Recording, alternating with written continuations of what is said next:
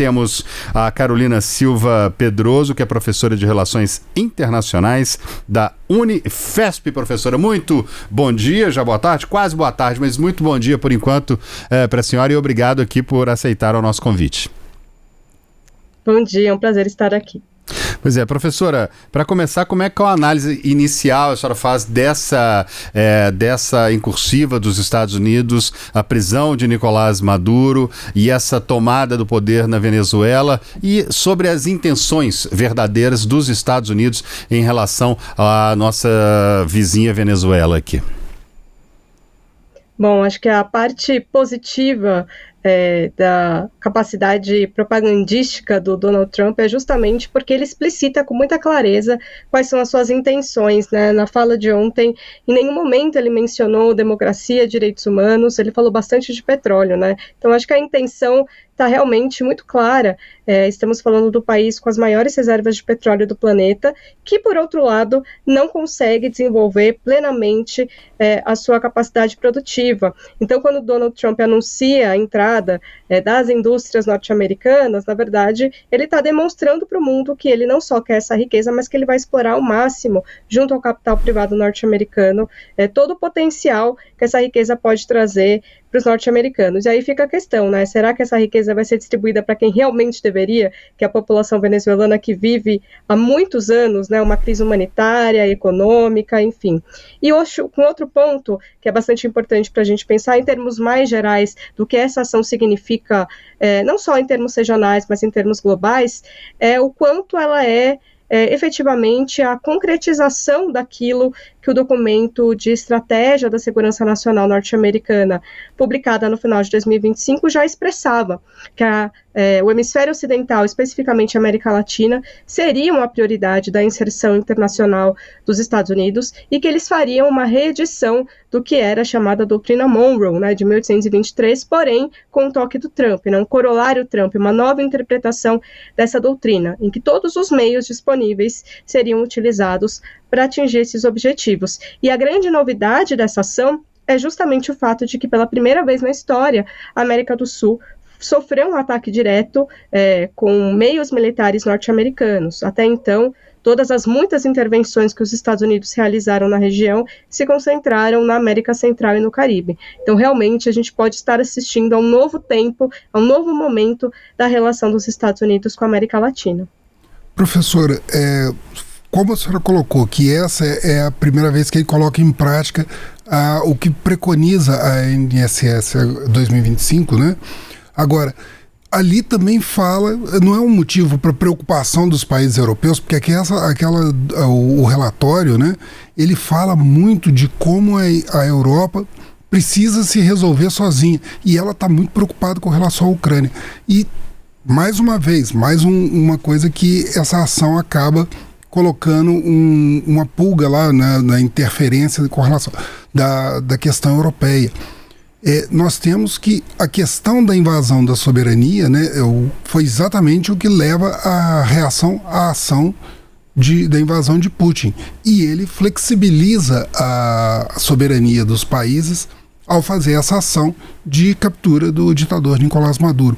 É o momento, o que a gente pode fazer de relação, né, entre essa ação aqui dos Estados Unidos e a relação que ele tem com a Europa e a questão do conflito da Ucrânia? Olha, acho que é um ponto excelente para a gente refletir, porque já há algum tempo, dentro de alguns setores políticos norte-americanos, existe um grande mal-estar dessa relação dos Estados Unidos e da Europa. Um mal-estar já de algumas décadas, no sentido de que eles compreendem que os Estados Unidos sustentam a segurança europeia sem ter grandes benefícios com isso. E o Donald Trump, na verdade, ele é a ponta de um iceberg de um processo que já vem realmente de alguns anos, dessa percepção sendo maturada dentro de alguns grupos políticos, principalmente à direita, dentro dos Estados Unidos. Então, Donald Trump, quando ele tenta redesenhar de alguma maneira, né, as fronteiras globais, colocando novamente, né, os Estados Unidos como sendo esse talvez protetor da América Latina, remetendo novamente à doutrina Trump, à doutrina Monroe, perdão, ele recoloca realmente um mundo Segunda Guerra Mundial, né, em que se estabeleceu o sistema multilateral, em que, de certa forma, se abandonaram um pouco essas premissas geopolíticas, priorizando justamente a defesa da soberania territorial, da autodeterminação dos povos, que são valores profundamente europeus, né? Nasceram na Europa. E parece que o Donald Trump está redirecionando o mundo para um outro caminho. Além, né, do que está na estratégia da segurança nacional, ele também elencou, alguns meses atrás, quais seriam as 5 grandes potências globais, e nenhuma delas é europeia, a não ser a Rússia, que faz justamente essa transição entre a Europa e a Ásia, e é o grande temor da Europa Ocidental, esse avanço da Rússia.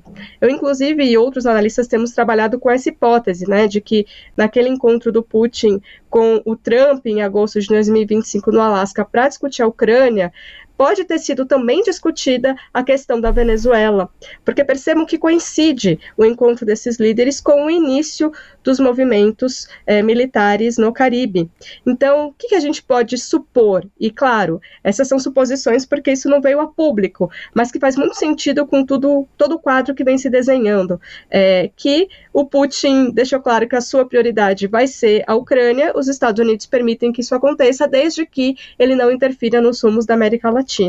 Aí fica também, acho que, o questionamento para nós, será que a China também vai se comprometer ou vai aderir a essa nova forma de repensar ou de lidar com as grandes potências, porque ela está fazendo movimentações em Taiwan também. Se for isso, a gente realmente pode estar entrando em um novo momento da ordem internacional global, em que cada potência toma conta do seu próprio quintal e o que vale é a lei do mais forte e não o direito internacional. E você avalia que esse mundo, essa nova ordem, é mais ou menos segura para nós?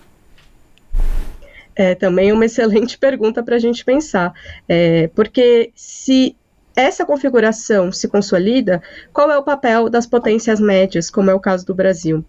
Nesse episódio de ontem, o Brasil já estava há algum tempo fazendo sinalizações, ainda que muito discretas e cautelosas, para se colocar como mediador ou para tentar diminuir as tensões entre Estados Unidos e Venezuela, e como sabemos, foram completamente frustradas, né? O Brasil não foi nem chamado para nenhum diálogo ou para nenhuma tentativa de resolução do conflito, né? A conversa foi totalmente bilateral entre Maduro e Trump e nós vimos o resultado disso. Ou seja, essas potências médias, como é o caso do Brasil aqui na região, vão perder bastante poder. Então eu diria que para países como o nosso, essa nova ordem global, ela nos tira muito do poder que nós teríamos se efetivamente o multilateralismo funcionasse como está escrito nos manuais, né, em que todos os países buscariam um consenso e as decisões seriam coletivas. Agora, professora, a gente tem ouvido muito falar sobre essa nova ordem global, sobre o poder dos Estados Unidos.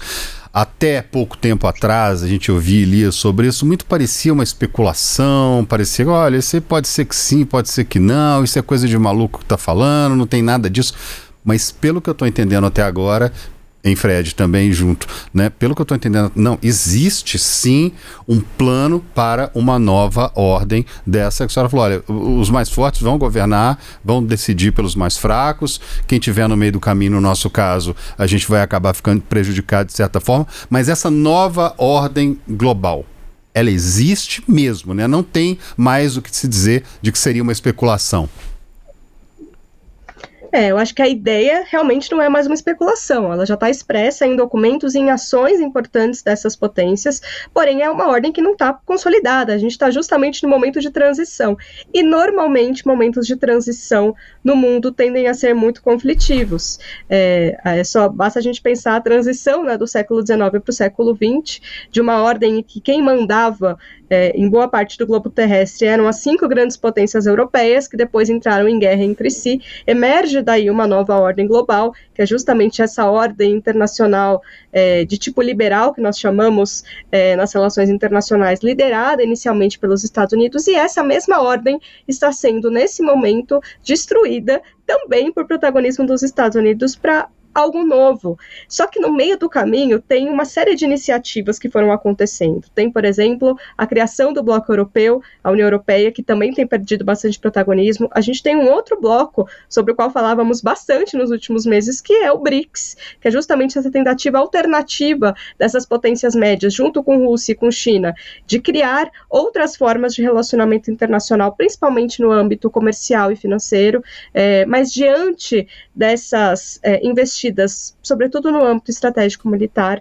Essas outras iniciativas, tanto da Europa quanto dos BRICS, parecem estar bastante enfraquecidas. Então, a gente está não exatamente na consolidação dessa nova ordem internacional global, mas a gente está no momento de transição. Então, esse momento de transição é sempre conflitivo e bastante imprevisível também. E a gente vê assim, que realmente nós estamos discutindo o que a gente está chamando de nova ordem, né? É estabelecimento de 3 grandes zonas de influência, né? A chinesa, a russa e o dos Estados Unidos. E a gente vê também que os Estados Unidos, as declarações do Marco Rubio, que eu estou acompanhando aqui assim, a entrevista dele, ele fala claramente, né, o que é bom para a Venezuela. Bom para a Venezuela é aquilo que atender os interesses dos Estados Unidos. Nós estamos vendo essa movimentação dos Estados Unidos do ponto de vista discursivo, de uma forma, vamos colocar assim, muito franca, né? Muito direta, como a senhora falou. Ele não esconde mais que o seu interesse é estabelecer uma zona de influência, que a Venezuela, assim como as Américas, são sua área de influência e que eles devem estar alinhados com essa posição. É quase que um desencadeamento daquilo que a gente presenciou, e a gente falou algumas vezes aqui, de 2000, a unipolaridade, né, e a doutrina preventiva do George Bush, né? Você ter uma construção de um mundo onde os Estados Unidos, na época, seriam unipolar e hoje é um super hegemônico, né? Exatamente, mas nesse caso, ele está priorizando somente a América Latina. No caso da doutrina Bush, essa unipolaridade ela se estendia principalmente para aquela que era considerada naquele momento a área estratégica, que era o Oriente Médio. Essa mudança de prioridade regional é a principal diferença entre essa postura de fato unilateral dos Estados Unidos em relação ao Bush, agora para o Trump. É uma mudança de qual região vai ser realmente priorizada. E eu acho que isso vem muito até das próprias consequências das intervenções norte-americanas no Oriente Médio, que nessa interpretação do Trump e dos seus apoiadores foram um fracasso, não teriam trazido nenhum tipo de benefício justamente para a hegemonia norte-americana como um todo.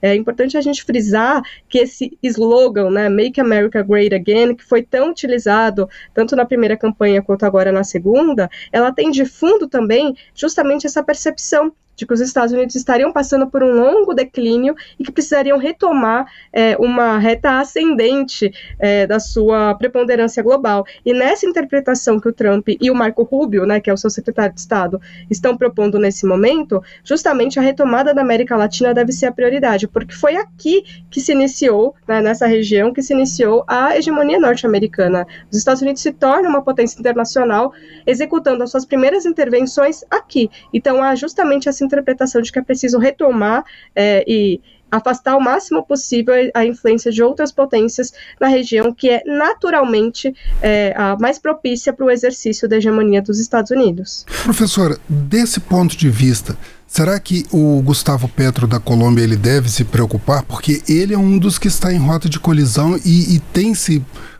Já houve casos dos Estados Unidos falarem diretamente com relação a ele que ele não se comporta adequadamente do jeito que Donald Trump deseja.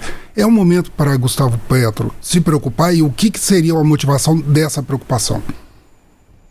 Sem dúvida, o Gustavo Petro já foi citado nominalmente pela diplomacia norte-americana. A gente precisa recordar que, além dos ataques, os primeiros ataques às embarcações dos Estados Unidos que aconteceram na América do Sul, se deram no Caribe, que é o litoral venezuelano, mas também aconteceram no Pacífico, que é justamente a costa colombiana. E a Colômbia também entra muito bem dentro desse arco narrativo construído pelo trumpismo de combate às drogas, porque, diferentemente da Venezuela, que é rota, a Colômbia é, de fato, o país produtor, o maior produtor de cocaína do mundo, né? Então, são vários fatores ali que fazem da Colômbia um alvo também bastante conveniente para essa retomada da hegemonia norte-americana na América Latina. Além disso, é um país que vai passar por eleições presidenciais. É importante a gente lembrar que o Gustavo Petro é o primeiro presidente de centro-esquerda a governar este país. A Colômbia tradicionalmente é um país muito conservador, muito voltado à direita e também muito aliado dos Estados Unidos, né? Um país que tem uma série de bases militares em seu território, ainda em atividade. Então, são vários elementos que fazem com que o Gustavo Petro saiba dos perigos que ele pode estar correndo. Agora, professora, o prefeito, né, eleito lá, já tomou posse, Zohran Mamdani, ele criticou os ataques dos Estados Unidos a Caracas e a captura do presidente norte-americano. Ele disse aqui o seguinte, em um post nas redes sociais, classificou a ação dos Estados Unidos como uma violação das leis federais e internacionais. Essa busca, disse ele, flagrante pela mudança do regime, não afeta apenas aqueles que estão no exterior, mas impacta diretamente os nova-iorquinos, incluindo dezenas de milhares de venezuelanos que consideram esta cidade como seu lar. Meu foco é a segurança deles e de todos os nova-iorquinos, e meu governo continuará monitorando a situação e emitindo orientações pertinentes. Zohran Mamdani, que é, né, um opositor, um crítico a Donald Trump, foi eleito, não pode concorrer a um cargo como presidente da República, mas que representa muita coisa nesse momento, prefeito de Nova York, né? Eleito prefeito de Nova York e, quer dizer, ele tem uma parcela muito grande do eleitorado e de gente ligada nele, né? E ele faz coro, na verdade, a toda uma corrente dentro dos Estados Unidos que também tem como representante Bernie Sanders, que foi candidato à presidência e que é dessa ala mais à esquerda dentro do Partido Democrata, mas mesmo dos próprios meios de comunicação norte-americanos, né, o editorial do New York Times também fez um apontamento nesse sentido de que é muito problemática essa intervenção norte-americana na Venezuela, porque realmente ela é problemática, ela pode trazer muito mais instabilidade e, principalmente, ela fere o direito internacional, né, colocando os Estados Unidos num patamar que poderia ser comparável a de outros países que promovem invasões que são criticados, como é o caso da Rússia, né? A gente estava falando agora há pouco também dessas questões todas geopolíticas. Então, não há exatamente um consenso na sociedade norte-americana da necessidade de uma intervenção dessa magnitude e, principalmente, tendo em vista as consequências que isso pode trazer. Me chamou muito a atenção nos últimos meses alguns pronunciamentos que aconteceram por parte de figuras que ou já estão aposentadas ou que já têm mais experiência no setor de inteligência dos Estados Unidos. Eles lançaram uma carta online para o presidente Donald Trump dizendo que seria muito arriscada uma mudança de regime na Venezuela promovida pelos Estados Unidos. Eles sabem o quanto a situação venezuelana é complexa e eles indicavam, não exatamente uma defesa de Nicolás Maduro, longe disso, mas que qualquer mudança abrupta em que os Estados Unidos estivessem envolvidos poderia abrir um espiral de instabilidade regional que não traria benefícios concretos para os Estados Unidos. Além disso, nós vimos também a demissão de alguns militares que compunham essa frota naval dos Estados Unidos e que tem bastante experiência na América Latina. Então, a gente tem vários exemplos, né, ao longo dos últimos meses, e mais concretamente agora que essa intervenção já aconteceu, de que não há um grande consenso dentro dos Estados Unidos sobre essa ação. E nenhum deles, né, nenhum desse consenso diz respeito à avaliação em relação a Nicolás Maduro ou à questão democrática ou ditatorial da Venezuela, mas sim as consequências que isso pode trazer, seja para os próprios venezuelanos, seja para a região como um todo. A senhora falou da saída, né? Inclusive o comandante do Southcom, né, que controla toda essa frota, que foi responsável pela operação na Venezuela, ele foi trocado logo no início, né? Já havia tido o primeiro deslocamento de navios e ele havia sinalizado um desconforto. E logo em seguida, a senhora deve lembrar, teve aquela famosa reunião de Trump e o Pete Hegseth com o alto oficialato que foi convocado assim, às pressas, né? Mesmo quem estava em zona de conflito, que é muito raro, né? Foi chamado. Isso sinaliza pra gente um Estado americano mais militarizado? Eu acredito que sim, né? Essas figuras foram, ao mesmo tempo, alertando, né, os perigos que intervenções desse tipo podem acontecer, mas, por outro lado, elas têm um papel chave na tomada de decisão, né? No final das contas, essa é uma decisão que também tem que levar em conta os riscos militares, e do ponto de vista norte-americano, pelo que o Donald Trump anunciou e pelas informações que nós temos tido acesso, realmente foi bem sucedida no sentido de que os norte-americanos não tiveram baixas, não tiveram grandes prejuízos nessas ações, o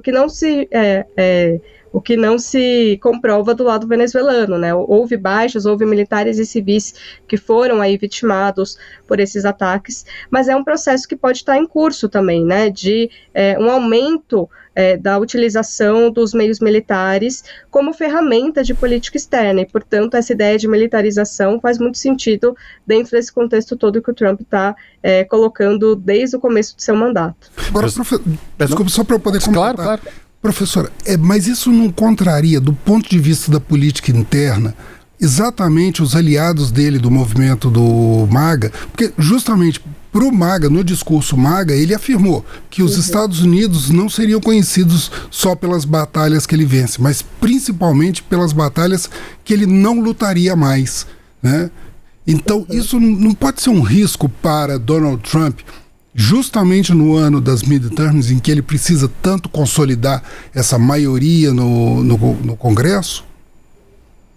Pode ser um risco, eu acho que é muito pertinente justamente fazer essa distinção entre as intervenções que o Donald Trump tem se colocado para realizar, como foi o caso agora da Venezuela, com as outras intervenções que o grupo que o apoia e ele mesmo fala, né, que foram mal sucedidas e que não trouxeram benefícios diretos para a população norte-americana. E é aí que eu acho que está a grande questão, porque a justificativa do Donald Trump, muito distinta daquela colocada por Bush, que era a questão da democracia ou dos riscos, né, de supostas armas de destruição em massa que estariam sendo produzidas pelo regime de Saddam Hussein.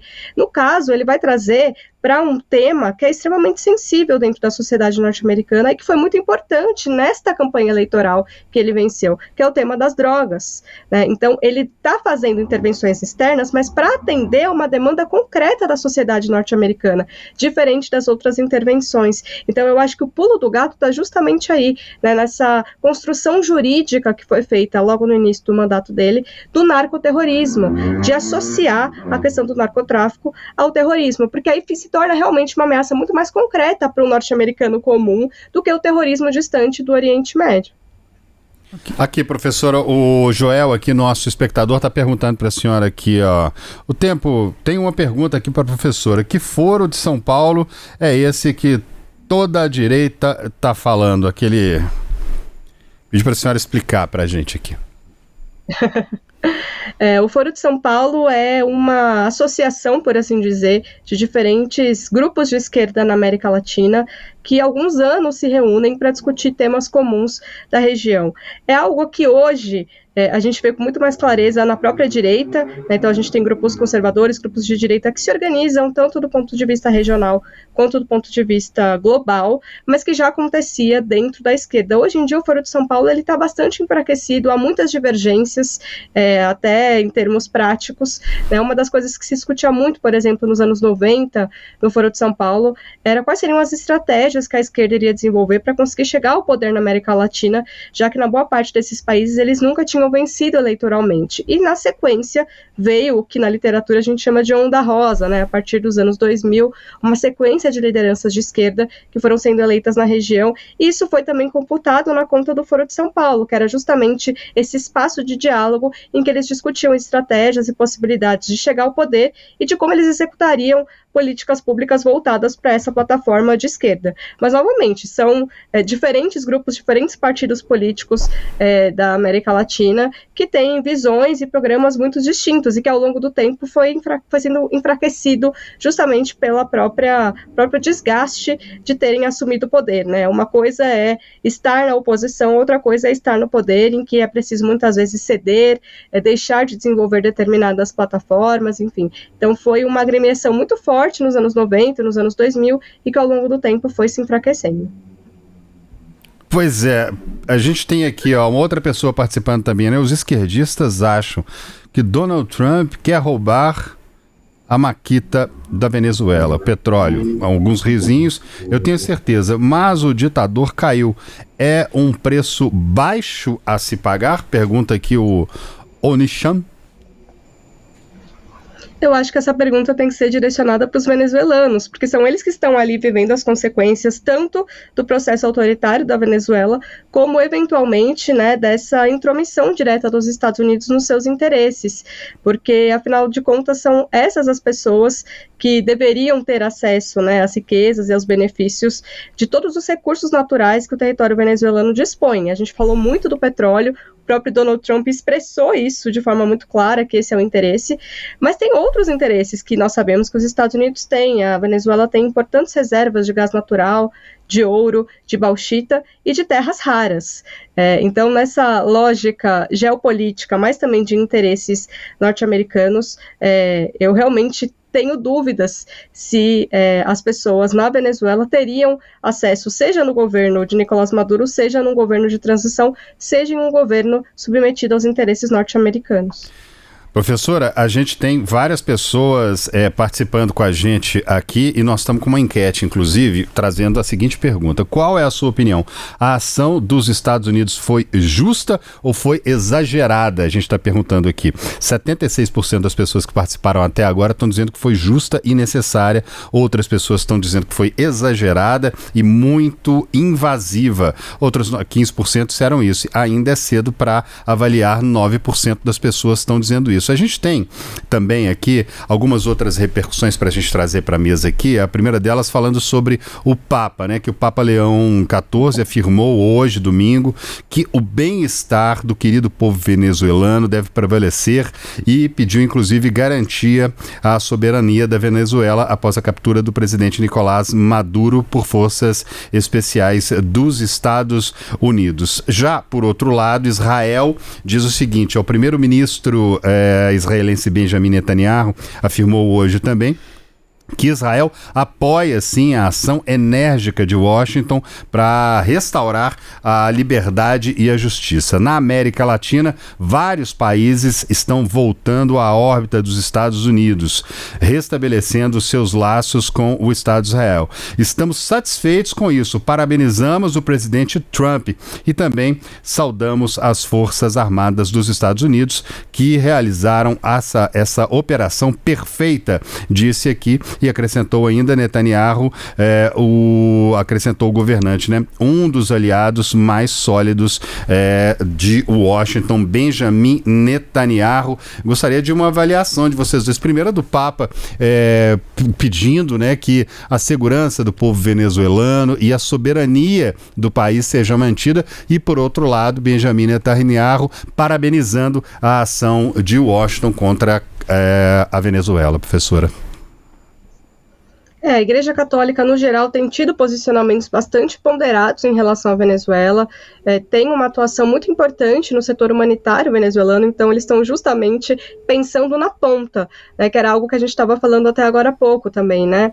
Boa parte das ações, seja do governo venezuelano de Nicolás Maduro, seja da oposição, seja dos Estados Unidos, sempre tem como fundo essa preocupação, né, de que as pessoas precisam ser respeitadas, de que um determinado projeto político é mais adequado para a população venezuelana, mas a verdade é que pelo menos 10 anos a população venezuelana é o último, né, a última parcela aí que realmente é beneficiada por qualquer ação, seja do governo, seja da oposição, seja dos Estados Unidos, seja da comunidade internacional. Eu vou citar rapidamente aqui um dos estudos que eu acompanho. Caiu o áudio dela, eu acredito que... Tá mantido? Perdão, desculpe, deve ter caído para mim aqui só. Imagina. Tudo bem. Vários dados que são levantados, principalmente a partir de 2015, quando a Venezuela passa a ser sancionada por conta das violações sistemáticas aos direitos humanos promovidas pelo governo venezuelano. E o que a gente percebe por esses estudos é que a situação econômica e humanitária, que já era ruim antes das sanções, ela piora. Então, quem acaba sendo a principal vítima das sanções não são os representantes políticos, não são aqueles que deveriam ser os responsáveis, ou deveriam ser aqueles responsabilizados pelas suas ações. questões, mas é a população, né, que fica sem acesso a insumos básicos na área de saúde, na área de educação, na área de assistência, enfim. Então eu acho que a Igreja Católica acaba refletindo muito dessa preocupação, porque tem essa atuação justamente na base, na ponta da sociedade, que fica aí completamente vulnerável a esse jogo de cabo de guerra, né, entre os interesses que estão colocados ali na Venezuela. E o posicionamento de Israel era muito esperado. Já há muito tempo Israel se posiciona de forma completamente paralela ao que os Estados Unidos colocam em vários âmbitos. Se a gente pegar, por exemplo, todo o histórico de votações dos Estados Unidos e de Israel na Assembleia Geral da ONU sobre diferentes temas, mas para tratar especificamente de América Latina, né, sobre repúdio e declarações mais duras contra a violação aos direitos humanos na Venezuela, Israel vota sempre favoravelmente com os Estados Unidos, ou a manutenção do embargo econômico contra a ilha de Cuba, Israel também sempre vota com os Estados Unidos. Então realmente não é muito surpreendente essa declaração, ela é bastante coerente com o posicionamento de Israel junto aos Estados Unidos. Posicionamentos já esperados, né, Fred? Exato. Professora, muito obrigado pela sua participação. Olha, muito obrigado por também disponibilizar seu tempo nesse domingo e parabéns pelo trabalho muito interessante, assim. Um bom domingo para a senhora. Eu que agradeço. Bom domingo para vocês. Até mais.